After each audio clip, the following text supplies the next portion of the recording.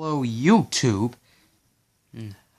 So the movie MinionFan1024 spin-off series Grand Spy Auto, a Woody Woodpecker story was released on July 17, 2016.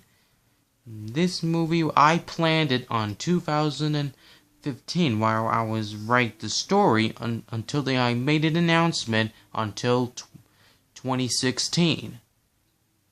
So anyhow, this movie is about Danakin Prime was in the 1960s, he was the chosen one to be the spy.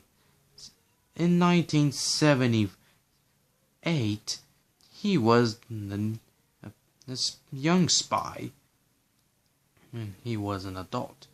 In 1986, he was the new spy to stop the villains, the villain Bass, who owned by Pachy Pachimo, who's simply known as Captain D. Pachimo.